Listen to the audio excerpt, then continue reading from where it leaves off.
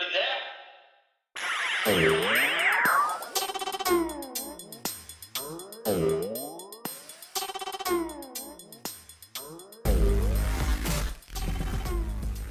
All right, welcome back to a special edition of the Dad Hat Chronicles podcast, video edition. My name is Ed, and with me I have Tim Siegel. You're back, my friend. During episode 1 of our podcast episode, you were talking that you were going to the World Baseball Classic. You were going to be working there, and then once we wrapped up our episodes, then I asked you if you wanted to come back and talk about your experience about that. And I really, because I'm very intrigued by that, right? World Baseball Classic. It is the world, watching and all that. So I think a lot of people will get a lot of good information out of this. But first of all, without going into any of that, first of all, how are you doing, my friend? Doing good. We just got finished with our first week of baseball here in Kannapolis. The opening week was this week. So just trying to recover a little bit from that, get the field recovered and get the body recovered and, kind of just get into the grind of baseball season now. I gotta tell you, I was there last week, and let me tell you, dude, that field is beautiful. I couldn't. It's like that park is so gorgeous. I love that park. It's one of the best in minor league baseball. So, kudos to you and your crew, man. You guys kept that Appreciate it. field real beautiful. Thank you. All right, my friend. I'm gonna just all I'm asking is how was that, right? I want to first of all, what I want to know is let me ask this. How did you get to say, hey, who came to you and say, hey, Tim, do you want to come, work the World Baseball Classic? How'd that go? Um, Little combination of me just reaching out and being, just kind of in the right place at the right time, kind of how my career has gone to get to where I am today. I used to work for the Marlins, and last year in September, we went down for my son's birthday, as we typically do for the last two birthdays. We go back down to Miami for his birthday and catch a Marlin game while we're there because, as you know, my wife's family is part of the Marlins organization as well, and I used to work there. So go down, Yeah. catch up with some people, and my old boss came up top to say hi, and he's like, "Hey, remember we have the classic coming, and we're definitely going to need some help. If you want to come through, go ahead and come on down and work." And I said, "Yeah, definitely." I worked it in 2017, so I definitely wanted to work it again, and made sure I was able to go down. Dude, that's awesome, right? Because you got to experience the World Baseball Classic. Well, I mean, I experienced it from my couch. You know what I Mhm. mean? Right, You were there. You were in the right. ballpark, I mean, in Miami, right? You have the Dominican Republic, you have Puerto Rico, right? Like, I mean, you had some cool teams there Hmm. that were playing, and I'm sure that place was electric. Oh yeah, definitely was. The locker room for the ground shop and everything is out there in center field. If they hit a home run to dead center, you can kind of see the gate down there. So it's back in that area. And then when you go through that gate, immediately to the right and to the right again is the locker room. And there were times where a ball was hit or a play was made, and the lockers were legitimately shaking in there. Like it was shaking. It was crazy. That's awesome, dude. I'm so jealous.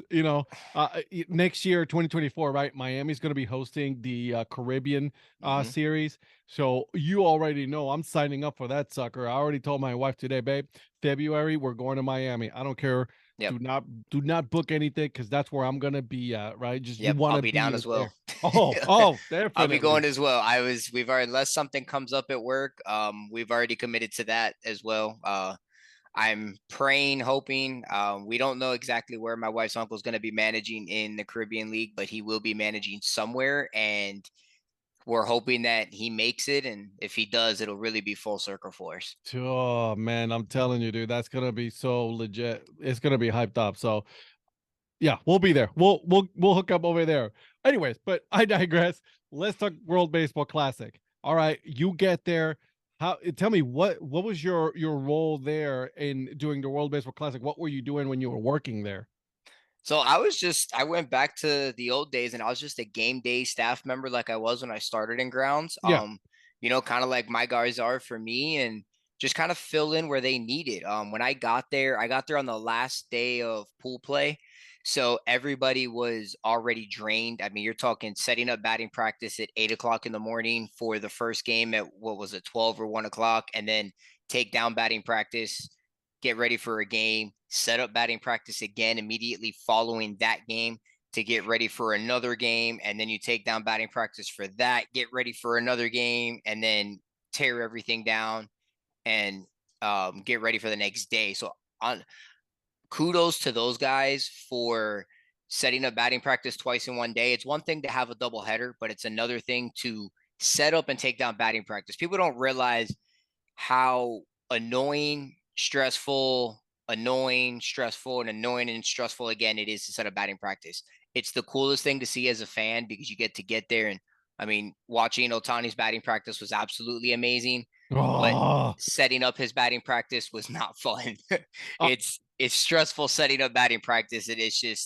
It's tiring and grueling every single day, and to do it twice in one day that they did for a week straight, I feel for those guys.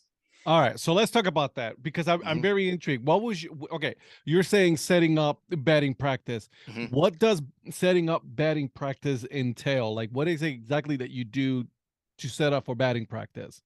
Well, first, I mean, one of the big things is bringing out the screen. So, I mean, the turtle sits in the back, which is the big cage that goes on top of home plate that everybody sits in. We call it a turtle. Okay. Um, so everything is goes inside of there. You've got to pull all those screens out. So you've got a first base, second base, third base screen. You've got your center field screen. Um, Being in the big leagues and all the security that they have, you have two screens down the lines for their security guards. So that's six screens that have to come out plus yell screens. So seven screens. The screens are not light, Hmm. especially the ones that they have down there. They've had those since they've opened, and those screens are very heavy duty. So they probably weigh a good 30, 40 pounds each. Yeah, they're on wheels, but you still got to lift it up, put it on the back of your shoulder, and walk it back and forth. And then you have to bring down the pitching board. Most of the stuff is on a trailer that goes on the back of a cart, and we drive it around. But the aprons are heavy, so you're picking up those aprons, which for the Marlins is those blue things. And if you come to my stadium, they're royal blue as well. Other stadiums have different colors, gray or orange, depending on what colors they choose or their team is. Those get rolled out and they get put down to protect the grass. In the Marlins case, it's the turf because they're not grass anymore. But you're putting it down to protect the turf. You're putting down the hitters' mats, and just kind of putting it out there, getting set up, and then you put the screens to the side and wait to see what the team's doing. If they take infield, outfield, you wait for them to finish up with infield, outfield, put all that stuff out. The turtle has to come down, which our turtle collapses. At my stadium and most stadiums, they all collapse. Marlins collapses as well. You've got to put the poles in and lift those up and push them up. So, I mean, I don't think anything there when it's all packed away weighs under 50 pounds an item. So you're moving those things around like crazy, putting those out where they need to be, and then you got to take them off for the next team, put them back out when they're done with their infield, outfield. So it's a lot of layers to it, and people don't realize how much actually goes into it. But batting practice is a big deal when it comes to setup and takedown. I was just going to ask you, usually how long does it take for a full setup to happen in of that magnitude, right? Because I'm sure you guys are under some scrutiny into, all right, we're done. Everybody clear out. We got to set this up right away. So, um, it kind of every ballpark does it different. Everybody's run different depending on your staffing and whatnot. So obviously, if you have 7 or 8 people, it's going to be a lot faster versus when you have 2 or 3 people. Mhm, So if you just go and you do it, batting practice probably takes about, I'd say, maybe 15 minutes to set up, 20 minutes to set up. So it's not terrible, but that's mhm, that's if you're hustling, you're moving, and you're not stopping in between for a water break or a bathroom break or anything like that. You're just going. mhm, And that's for my side when I have 2 people and it's just me and my assistant. Whereas if you have 7 or 8 people, it could take about 10 minutes to set up, which again isn't terrible. But when you're constantly doing it, I mean, you go to anybody that goes to the gym, you're bench pressing. Oh, hey, today I'm just gonna, I'm gonna do my warm up at, 120 pounds or something just to kind of get loose. But you do that a bunch of times at one time in one sitting, you're gonna get tired. yeah, I bet. Like, I mean, listen, I find it very interesting that obviously during the World Baseball Classic, the crew was a little bit bigger than your normal Hmm. what you're used to on a major league or minor league game, right? Hmm. That still took some time. You still had to take all that out, take it in, and in between, right after that, then you got to start setting up the field for the actual game afterwards, right? Hmm. Chalking and all Yep. that stuff. So, I mean, it's yes, 15, 20 minutes, but that's 15, 20 minutes Yep. plus on top of everything else you got to do. Yeah, and you're talking when you take it down, it takes even longer to take down because you have to fold everything back up. So all those aprons have to get folded back up. The turtle has to collapse. Everything's got to be walked back and forth. And then you're dealing with all the media. You've got media all over the place. You have players and coaches getting at coming down to, you got to get out of the way of and move around and work around. There's more people in the ballpark when you're taking down batting practice. So that takes even longer. And then you have to go through the process of dragging the field, dragging base paths and picking up sunflower seeds and whatever trash is left behind to get ready for the game and make sure that sometimes you take up the hitters mats, and I see it a lot in my ballpark because in minor leagues, everybody has to wear cleats versus turfs and sneakers that they wear in the big leagues. That those cleats dig into those pads and you can develop a little bit of a hole. Now you got to do a quick patch job in the middle of it, trying to get ready for a game. And when you take batting practice down and you're moving, now you're looking at, or you take batting practice down, you're looking at, you only have an hour to do it versus setting up. Jeez. You might have a little bit more time, but you only have an hour to take it down after that. And in the WBC, what's forgotten about too is the amount of media that there is. They've also, if you saw in the semifinal and the finals, Yeah. they brought in the stages that went on the sides. So now we have to avoid those stages that are there. So we don't have as much space. We have to take different directions, different routes. We have to avoid different cameras. So there's a lot of behind the scenes and whatnot that happens that nobody sees, knows, or what happens. It's interesting because you had to take everything back all the way back to center field, didn't you? Yes, everything goes back to center field. So you're going 400 feet. Man, Yeah. I'm sure you as soon as you were done by the end of the day, you were crashing. Oh man. I mean, I don't think I got out of the shower and I was already knocked out. I mean, I was getting to the ballpark at 8:30 in the morning, and we weren't leaving the ballpark until 1:30, 2 o'clock in the morning. So it Sheesh. was a quick turnaround. Some of the security guards, I don't even think they've got home because they were there before I got there, and then they were there. You know, they were there before I got there, and they were there after I left because some of them, depending on your position as security, you don't leave until the team is gone. And coaches like to hang out. They all hang out. Have their drinks. Smoke Mhm. their cigars or their cigarettes or whatever it is they're gonna do, and they're just you Sheesh. got to wait on that. Okay, so tell me. All right, so you do the setup, right? Mhm. For batting practice and all that fun stuff. You set up the setup itself. Obviously, it's a little. It's very, and I've seen you do this, right? I mean, I Mhm. saw you setting up the field and all of that fun stuff. Um, and so that also adds to the extra 15, 20 minutes Right.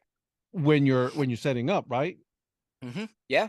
Yeah. I mean, everything adds in. Anything you can think of adds into it. Not to mention, while you're doing setup and takedown, you're getting calls and stopped. Now, luckily at the WBC, I personally wasn't because I was not the guy in charge there. But like at my stadium, when I'm setting up, taking down water in the field, I'm getting calls from upstairs or from umpires or from coaches. Hey, we need this, or this is going on over here. Or, hey, we're bringing this down to the field for pregame. Can we do this? We need your opinion on this. So now you're moving around and you got to trust all your guys. So you're getting pulled every which way. Yeah. You're at this point, you're basically like a puppet with all the strings on you, and you're just getting Everybody's pulled. pulling your money. Yeah, you're getting pulled everywhere, and then not to mention your staff is asking you questions and whatnot. So I mean, it's a lot more stressful than it is of just taking down, wheeling stuff back, and throwing water on the field and playing the game. Yeah. Okay. So during the game, Hmm. what exactly did you do? Where were you placed and all this stuff while the game was going on? Because you couldn't go too far. No, so during the game, luckily they have a roof there, so we didn't have to deal with weather because it did rain a few times. So It we is didn't have to. Florida. Yeah, yeah. So we don't have to deal with weather there. So that was good. During the game, I didn't do too much. He had his regular daytime staff there. So they did all the drags and the changing of the bases and all that. Depending on who was playing, to be honest, I was sitting in the dugout just watching the game. So if you look down when they pan into the visiting dugout, Yeah. there it goes straight down, and then you can kind of see, depending on what camera angle you get, you see the other camera well where the first base camera is, and there's a little stairs that go down, and it goes down into a tunnel. There's a wall that sits right there. I was actually told I was on TV a couple of times just because the camera pans down, and I'm sitting on that wall. That was always my spot when I worked there. That was my spot now. So I kind of just sat there and watched the game if I wasn't in the back. So it all kind of depended who played. I know the Venezuela Israel game, I watched a little bit of it, and I was just so drained out that I kind of just took a nap in the back, to be honest. Once I saw Venezuela took a decent lead, I was like, okay, this game's going to be over. I'm going to go ahead and take a nap. So I took a nap during that time, but most of the time I was in the dugout watching. I mean, the atmosphere is just amazing. Oh man, I'm just and that's what I could imagine right now, right? Like that atmosphere there, yeah, all the people, the singing, the musical instruments, right? Hmm. Listen, if you go to a Spanish speaking country and you go to a baseball game, you better be ready to see a conga, guido, maracas, all that stuff Yep. in the ballpark. The Marlins have that on their own. They have their own band Oh, section in right field that has it on their own for their regular games, much less the WBC. And then you can't sleep on the Japanese either, because the Japanese no, team, dude. they had their own team out there with instruments and whatnot, and they were doing their walk-up songs that they do in Japan through their instruments and the different chants and stuff that they play with their instruments. It was amazing, Oh, absolutely dude. amazing. I'm sure it's gonna, I'm glad that it's coming back, Hmm. and I think it's like this. The next one is gonna be in 3 years, 2026. I think it I it believe is so. Yeah. right. It needs to stay either at 3 or 2 years, man, because right. But listen, it was so exciting to see those players Right. go out. Right, everybody was complaining about, oh my god, they're gonna get hurt. Should they really be playing? And I'm like, yeah, they really should be playing. Look, have you seen I them? mean, It was a crazy good games. I was talking about this with one of the White Sox coordinators that came down this week. He was here Friday and Saturday this week to work with the team. He's one of the minor league coordinators. And we were talking about it. And one thing that we both agreed on that the WBC showed for sure is you don't need to ban the shift, because guys are going to learn to hit the ball the other way. 100%. Guys know how to hit the ball the other way if they're good. If not, they, I Th- mean, come on. that's when your weaknesses are, Yes. Yes. magnified. And it showed that you need to have the chest patch. You need to have the bat flips. You need to have the screaming and yelling going on between it. Because guess what? As much as those guys were doing it, they never did anything derogatory towards the other team. Everything was very respectful and Within within the the team. sportsmanship manner within the team. So there's no reason to not have it. I mean, the Japanese and the Koreans never have that in their games, and they were letting it out, but everything was just very respectful, and it was absolutely amazing. That's what they were And talking during one of the games that I was watching for Japan, mhm, that they're like, you don't see this kind of emotion from Japanese teams, right? Like they were showing their emotions, and it yes, was it was refreshing that they got to see that. yeah. And one of the biggest things though that I can agree with, and I know I was going back and forth with somebody on Twitter today from one of the comments about the pitch Yeah, yeah, clock yeah, yeah, is yeah, yeah, yeah. 100% the pitch clock shows the difference in the time frames of the games. Now, if we can just get the pitch clock to be appropriate to not mess up the strategy of the game, I know it's creating some new strategy, Yep. but if we could help it out a little bit, that a guy's not being at fault because the base runner wasn't ready, or Hmm. the pitcher's not on the pitching rubber, so you're not getting in the box and now you're getting penalized for it. If we can fix a few of those little things, so it doesn't affect too much of the strategy of the game and the meaning behind timing, Yeah. I mean, you're looking at it, and to be brutally honest with it, they might need to shorten up the season too. I mean, because Whoa, whoa, whoa, whoa, whoa. Hold on a second, because so I'm of this belief as well that maybe 162 is a little too long. so when I was talking to one of our coordinators, we were going over it, and I mentioned it to him. I was like, "What would you think if they shortened up the season?" And he looked at me and just kind of smiled and didn't say much. Um, but we were kind of on the same page. The reason those guys were going the other way, the reason those guys were bunting and stealing so much, is because they were playing for something. They were playing their 10 games or whatever it was, and Yep. every single game meant something. They're playing for Now, country. you shorten up the season to 100 games, take away 62 games, a lot of things change. Slumps change, getting in and getting out of those slumps change, pitchers with their struggles change. Listen, you're about to make some I big mean, controversies here, my friend, because I'm of I the belief that I'm with you. I think 162 games is a bit too much, right? yes. And if we were to shorten it just a little bit, maybe, Hmm. 20, 30 games to start and Yes. see how that goes. I think that's a valid point. Yes. I Now don't say you now it go gets a little bit below more exciting. I don't say you go below 100. If you go Yep. below 100, you're causing too many problems. Now, the downside of it, when you look at the business side, and this is coming from somebody that works in there, Yeah, you downsize that. And I don't care too much about Major League Baseball because they make enough money.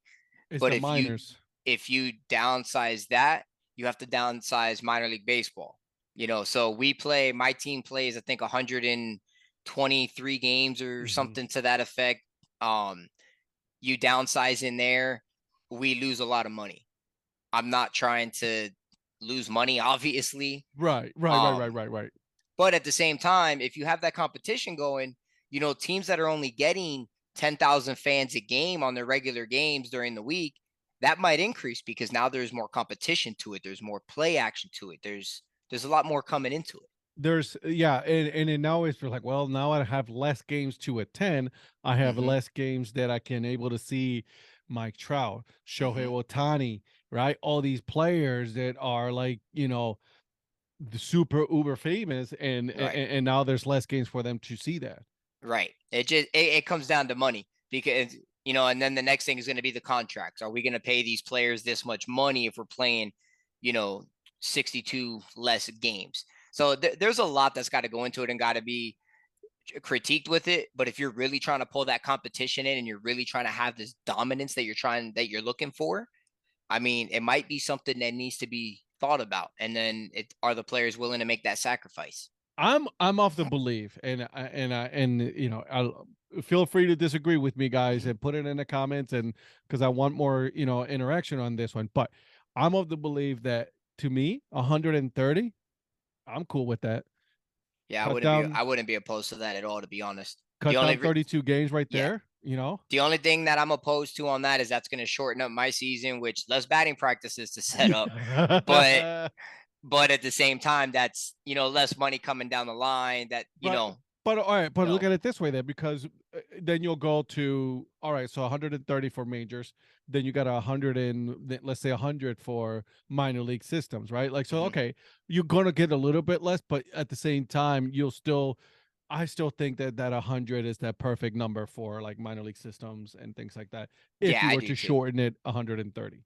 I do too. I honestly do too. That's just just seeing it and seeing the um the grind that the players go through day in and day out, especially at that minor league level, because major league players put in work, don't get me wrong, but at that minor Hmm. league level, you're hoping that you're going to be here tomorrow. Yeah. So that grind just becomes that much more stressful Hmm. versus a guy that's, he's guaranteed his job.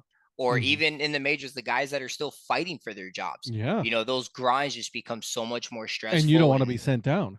exactly. So I mean, it's a give and take all the way around. It's a lot of little things that have to be worked out and figured out. Yeah. But I think it would create a great debate in baseball Oh, I if think it's it a was great debate. talked about. Listen. I'm I'll say this, and then I'll go, and then we'll go back Hmm. into World Baseball Classic here. But I'm of the belief that there has to be an evolution in the game of baseball if it is going to survive. Football Yes. has done it, basketball Hmm. has done it, soccer has done it, even Hmm. the NHL. At one point, there was no blue lines in the NHL. Right. So I think there has to be an evolution of the game in order for it to survive. Right. So let me ask you this: you saw it firsthand, you experienced it firsthand. Do the emotion from the players that were playing for country and not for team, Hmm. did you see that difference? Were you able to experience like how I was able to see it on TV? A gazillion percent. Yeah. I mean, there is no doubt about it. You have your country's name on your chest. It's a whole different ball game. Um, One of the things that was very interesting that you saw. Now, obviously, me being American and going for Team USA, and then my Yeah. wife, and obviously going for Venezuela as well with my wife being Venezuelan, though, is you saw a lot of difference between USA and those other countries. I think on the fan side more than the player side, it took the players were 1000% in it with their fans. Mhm. Whereas USA, this is where we learned that we're kind of spoiled as Americans, Mhm. that we're pretty much good at everything. Mhm. You go to the Olympics and it's expected that you're going to win. You go to NBA and when basketball goes to the Olympics, you're expected to win. Soccer's even though we're not the greatest at soccer, even we're getting a heck of a lot better after we saw from this last FIFA World Cup. We still think that we're expected to win. It's the same thing in baseball.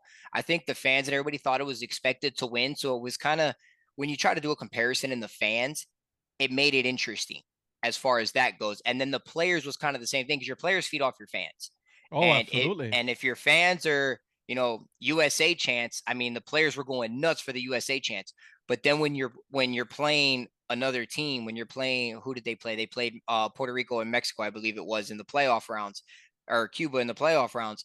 When you're hearing those different chants and those different things going on, um, I even asked one of the players. I had to walk one to a bullpen because he didn't know how to get to our bullpen. And I was like, "So did you think it was going to be this loud?" And he was like, "Well, we knew it wasn't going to be a home game for us." And I believe they were playing Puerto Rico on this game. He's like, Mhm. "We knew it wasn't going to be a home game for us, but this is absolutely insane." And they loved it. They absolutely loved it. Oh my And God, that's to hear the awesome. USA chant, you can see it in their faces that when they started to hear it, they started to rise up in the dugout. And then when it kind of leveled out, they leveled out a little bit. Yeah. And the other teams, the other players, watching the other players play for their countries, it was just like everything was all about that country, from their cleats to their socks That's to amazing, batting dude. gloves to bat grips to just how it was in there. The way they were talking in the dugout, being able to listen to that was just, it was amazing. Like they couldn't believe it. It was, I mean, you have the Caribbean series, and if anybody ever gets a chance to watch Caribbean baseball and winter baseball over there, watch it. I mean, watch it and see how they are, how those fans are, and how those players are. That translated into here times 100 because they were over here, and it was just a lot bigger, and it was a lot more fans. It was 40,000 fans a game versus 10. Don't get me wrong, there were some injuries in the game, and all of that, but I honestly, I don't care because what the World Baseball Classic was able to do was Mhm. put baseball back on the map. You had injuries in spring training. I Yeah. mean, yeah, and I know a lot of guys said, especially for pitching, that if you're not ready, or you're not ready to be in game form and playoff form, I understand that, but I also look at it as, so what you're telling me is this whole off season You you didn't aren't do go- anything? you aren't going balls to the wall. Now you were. I mean, everything's on a different plan. It's a lot different throwing a 40 pitch bullpen in the off season than it is coming back and throwing, a 40 pitch outing in spring training, where in spring training you're strictly looking for something. And if, a top pitcher in the league gives up 15 home runs in spring training, it doesn't matter. I forget what pitcher it was. He was doing nothing but throwing straight two seam fastballs because they're changeups or something, because he was working on trying to get the movement, and he ended up giving up like 3 or 4 home runs in a game, and they were trying to criticize him for it. He's like, "No, I'm working on that pitch. I don't care. It's spring training." So you're not going to Right. I translate don't. that, but Yeah. yeah. When people talk about like, oh, spring training, I was like, yeah, spring Hmm. training is meaningless as far as wins and losses and runs. Hmm. What you need to understand is a lot of these players are working on something. Right. They're Right. they're not specifically there for wins and losses. Right. Winning is good, yeah, but look at the pitcher. What is he throwing? Is he throwing just nothing, like you said, nothing but a two Correct. seam fastball, a curveball, right? Split, whatever it is, they are there for a specific pitch or a Yeah. specific workout regimen. But these guys also know they're going to the WBC. They've already committed to their teams a few months in advance. They know what they're doing. Get ramped up. Let's get in there. You can't tell me. I mean, I know a lot of them are not going to want to go to a local men's league or a local college and pitch against those guys to get the live hitting and get the live feeds and whatnot, because Mhm. you risk the injury. But they're doing lives. Guys go start reporting to spring training. I know pitchers and catchers usually report around Valentine's Day, but guys usually start reporting in December. You start seeing guys trickle in December and, right after Thanksgiving and whatnot, just to get some work in. And they're running some sim games out there. I remember being in when I worked in spring training, and guys were coming in and we were setting up for sim games, right before Christmas and right after Christmas. So guys are getting that work in. It's just a matter of when do you want to start that work, sooner or later. Some guys don't want to start it sooner, and if you don't, more power to you, all the respect to you. But I think the WBC is at a good time. I don't know when else you would really do it, Yeah. but I think it is No, at a great time. I think I it's a think great it's way to perfect ramp where, up baseball. yeah, I was just gonna say, for me, every Hmm. year my season starts with the Caribbean baseball series. That's Right. when my baseball season starts. But like you said, that's a perfect timing. And you have players are already saying right after the World Baseball Classic ended, count me in again. Let's go. Hmm. Let's run this back. I know Yeah. Team Puerto Rico was doing that, and they says like, yeah, we're Hmm. coming back. Yeah, and then you get the fans. The fans now have a reason to watch Major League Baseball because now they just got done with the WBC. Oh, baseball starting? Awesome. Now I get to go see what guys might play for me in the next WBC. There's Mhm. guys coming up. Now we get to go see them. We get to see how they do. Look at Randy So you get Rosarena all in yeah, Tampa. yeah, That dude is lighting it up right now. yep. He's a funny guy. I love that. he's That's he's a, amazing, he's a character. right? But Yeah. like, I mean, you need those characters. You need those Yes. players Yes. to be part of the World Baseball Classic, to be part 100%. of baseball overall. 100%. And people were getting on him when he made one of his catches out there in the semifinals and he crossed his arms and was just staring. It's like, dude, this is awesome. Like, yeah, they lost Yeah. the game, whatever. But you know what? In that moment and when he did it, he What they needed didn't that. know that. That's what, Yeah. yeah, you don't know what's going to happen. You can't predict the outcome. So let's go out there and let's play baseball. That's amazing, man. I'm telling you. So you definitely would do it again. You would sign up to do another World Baseball Classic, no hesitation. 100%. The biggest one, I guess, would be if I ever did go to the big leagues' grounds. I don't, as much as I'd love to host it, I wouldn't want to have 2 or 3 rounds like they did. I mean, that would be the only thing because they had the quarterfinal or they had the pool play rounds. Yeah. Then you had the quarter, semis, and finals. That was a That was a lot. lot. That That was was a a lot. lot on that crew because you're talking 6 of those guys that are full time staff members there are there from the very, very, very beginning, and they don't go home. I mean, Sheesh. I was down there for 7 days and I saw my wife and my son one time the Whew. entire 7 days. And that's because they went to my mom's house so my mom could see my son. And that was it. I did not see them any other time besides that. That's And crazy. yeah, we slept there the last night because there was a corporate batting practice for the WBC employees on the very last day at 7 o'clock in the morning. So we didn't even go home. We slept in the shop Jesus. we slept in the shop on the couches. Thank God he's got comfortable couches down there. That's crazy, man. But that's awesome, right? Because I mean, that's a once in a lifetime kind of Hmm. event that Oh you're yeah. part of, right? Like, I mean, Oh it's yeah. 100%.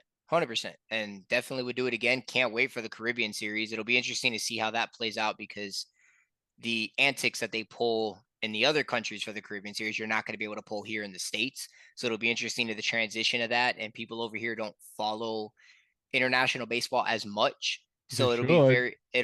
they should, but it's also hard to get here. You don't Yeah. get those chances unless you pay the extra money and whatnot. So it'll be real interesting to see how that goes down. But again, it'll be a country on the chest. It won't be a Yep. team. So it's going to be a whole different ball game with that. Now it's funny how the Caribbean series is, right? It's not the World Baseball Classic because the Mhm. Caribbean series is the winner of each of the winter league baseball leagues from each country, then goes on to the Caribbean series representing that country, which is Correct. amazing, right? I mean, Correct. how cool is that? And you don't have as many major league players on it. So you have a lot of No. unknowns because a lot of the major league players, what people don't realize, and this is what happened in WBC as well with guys getting approved to play, which is the big part for the pitchers, is the teams may not allow you to. You have to get permission from your big league club to play. And there were some players that did not get that permission to play. And if they do, I believe it was Acuna last year. He only got permission to play in like 5 games in the Caribbean Baseball League, in Venezuelans Baseball League, and out of those 5 games, he had to be DH all of those games. And if he wasn't, he had to get reapproval from big league squad to be able to do Yikes. that. Yeah. So you've got to get all those approvals and everything, and that's what people miss out on. But it makes it fun. I love seeing those guys get discovered. We saw the guy from Nicaragua, I believe it was, that got signed after he struck out the heart of, who was it, Dominican Republic's order, and he Right got a after the minor league game, contract. yeah. Yeah. So I mean that's what's amazing about this, is seeing that type of stuff. I think it's like the scout was part of the coaching staff for that Hmm. team. They were gonna sign him that day. I don't know what happened, but like like right after the game, he signed him. He's like, yeah, I need to sign him now because Yeah. this kid's not gonna last another day Oh yeah. unsigned. Oh yeah. Yeah. No, it's that's amazing. That's amazing to see. And then I mean, you saw the guy from the Czech Republic strike out Otani. I mean, you're And, 33 years old, you're an electrician, and you're striking right, I out was just Shohei gonna say Otani. that. Like these guys are doctors, firefighters, Yeah. and all of that, right? Like electricians. If we're Czech Republic, that's a great story, Yeah. And right? how can you not pull for that? No, absolutely. I mean, to be honest, as much as I wanted USA to win it all, I would not have been mad if Czech Republic made the finals somehow, or if Israel made the finals or something. A team you're not expecting, and they jump in there like that. That was amazing. Yeah, Israel that was not expected. No, no, they were No, not expected to go as far as they did. the Netherlands were supposed to be the ones that were supposed to be coming over. They didn't even make it out of the pool play. I mean, so many cool things happened during that time, and it's like, like Puerto Rico and Dominican Republic. Oh my God, how crazy of a game, Hmm. a crazy of a series, right? With Venezuela, nobody expected Venezuela to, you know, kill it just like they did against Dominican Republic and against Puerto Rico. Right. Yeah. No, and it was. I mean, it proved that it's, when you get into playoff baseball or playoff sports anywhere, it's any given Sunday. I mean, anything can happen. Anybody can pop up and win a game. I mean, every single game mattered. Every Yeah, single play mattered. Every absolutely. single pitch mattered. It's not, oh, well, we have tomorrow. We always say if you lose on opening day, or you have 161 games left, but then if you miss the playoffs by one game, what happens?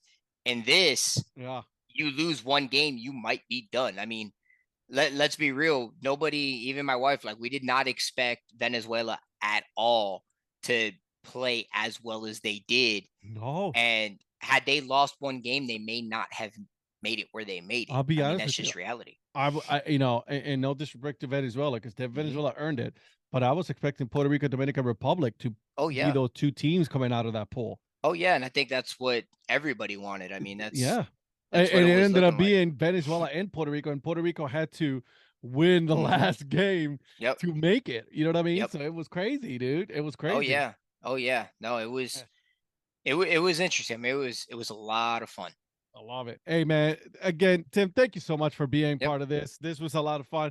Definitely February 2024, the Caribbean Baseball Series. I'll be there for sure. You're gonna be there. I mean, we're gonna get together and it's gonna be some fun. Everybody should come down to Miami to experience some Caribbean baseball. Definitely. Definitely. All right, my friend. Good luck to you in the Kannapolis Cannon Ballers. Thank you so much, my bud, my man. Yep. Thank you.